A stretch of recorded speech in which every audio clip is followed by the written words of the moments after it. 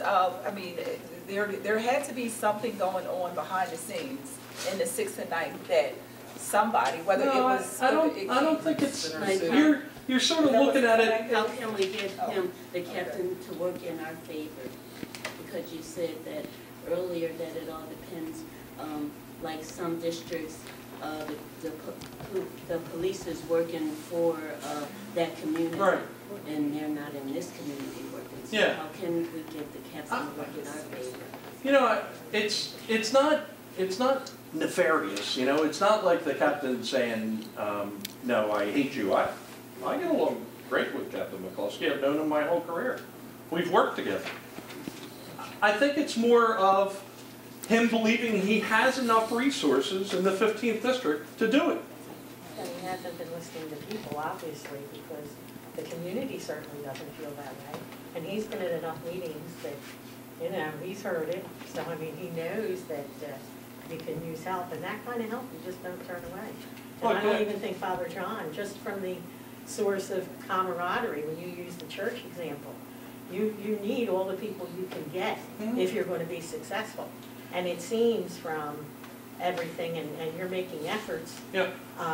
But if it's going to fall and somebody, and I'll tell you, we're here for information, so you really have told us. What we then did with the robbery pattern was, I said, okay, you know, if they're running tactical operations to try to capture these guys, what we'll provide is technology for them, because it works great for us. Well, I have portable cameras that are on a boom, and you put them up in the air, and people don't even notice they're there. So we put 3 of them in the area where the robberies were occurring, and we actually got video of one of the robberies that occurred. And we're able to provide it to the 15th District and Northeast detectives.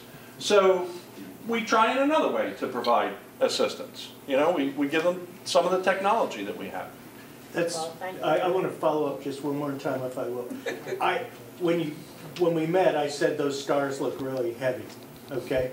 You're the chief, and you're talking to a captain in the 15th? In a different department. What about chief to chief that might light a fire and say, this is an asset that we are not using?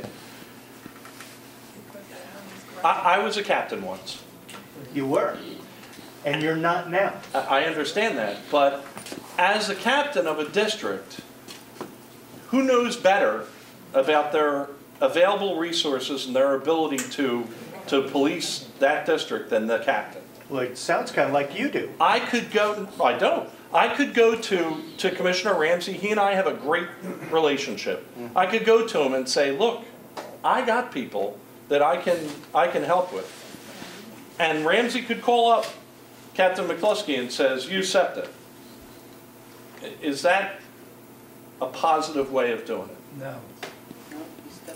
It does if nothing else works, if you ask me, because at the end of the day, from the community side, it got done. Well, I think what you'll see, I think you'll see 2 SEPTA officers walking on the east side of the street and 2 Philadelphia officers walking on the west side of the street, and that's not the relationship I'm looking for. No, it's not. I guarantee you it's not, but at the end of the day, when the community, Captain McCluskey goes somewhere home someplace else, and I don't know where that is. I'm guessing it's not in the 15th.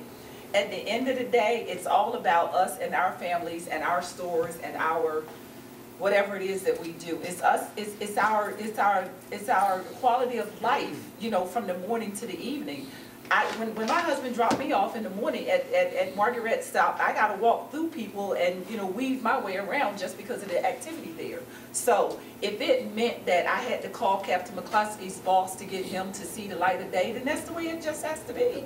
And I don't mean that, you know, like, because I think that even after you make that kind of a connection, there is still a way to soften the blow and kind of go back and figure it out and have a decent conversation. But sometimes you just have to give a person a jolt and say, listen, there is something in this that you're not seeing. There's another way to do it. There's something that you haven't considered. And if everybody around you have seen it, and if everybody's right, then maybe you should stop and take a chance to listen. So should we move to that next step after we have a conversation and he's not moving? My answer is yes. Okay, I'm sorry, that was just me. I'm not gonna argue with you. I'm sorry, we have a lot of box. I agree with you. All of us who utilize septic transportation, we all, just going up the landing, or the steps of the landing, another step, even around the premises of the building and the nooks and crannies, in a short time, we all know where the activity is and what it is. There are people that are standing there, and as we go up the steps, the landing, 2 or 3 people approach that person with some fancy handshakes, and the person remains there, doesn't have a SEPTA ambassador jacket on, so I realize that they're conducting some type of activity. The same thing is with the increased robberies. You, in effect, know all your facilities inside and out. You said that you have the same law enforcement and arrest capabilities. You went through the same academy. There's the principles of reasonable suspicion or probable cause. If your officers know that these facilities as intimately as the riders do, they know the activity, the timing, the place, and if they have the ability to make the arrest, and you were doing this almost to the point, or even exceeding the activity of the Philadelphia Police Department, to the point where there's some embarrassment in that you're outperforming them, would that help your cause? Oh. Yeah. Well, great. You are already. Look, I'll tell you that when I went to SEPTA, I said the quality of life issues are the priority. Right. And if you address quality of life issues, you prevent major crime. So him and all of the other people wearing this uniform stepped up.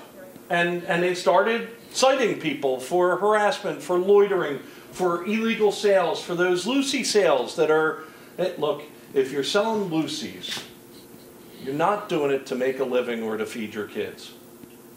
You're not going to make enough money selling Lucy's to take care of anybody. You're selling Lucy's to be in an area so that you can watch and look and see for a better opportunity to arise. We're addressing all of those things. So we're arresting a lot of people for it. And I get a call. I get a call from the President Judge of Municipal Court who says, Chief Nestel, congratulations. Thanks for coming back to Philadelphia. We're happy you're here. Could you come over and meet my staff? And I'm like, well, that's pretty cool. Great. Okay, Judge. Over I go. I walk into the conference room. And when I walk in, I walk up to the judge. I said, Judge, it's good to see you. She shakes my hand. She says, what the hell are you doing? And I said, ma'am?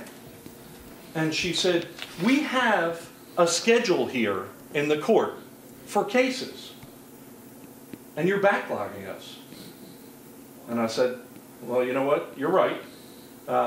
Little failure on vision on my part. I'm looking at making an effect on the system and the neighborhood surrounding the system, and I didn't really think about the negative effect it was going to have on the court system. And didn't talk to anybody over at the courts. And we have an officer assigned to the court, and he runs 1 day a week. They assign judges just for the SEPTA cases so that we can send officers over, and the judge hears the SEPTA cases, and the judge says, we're going to have to increase the number of days that you have court.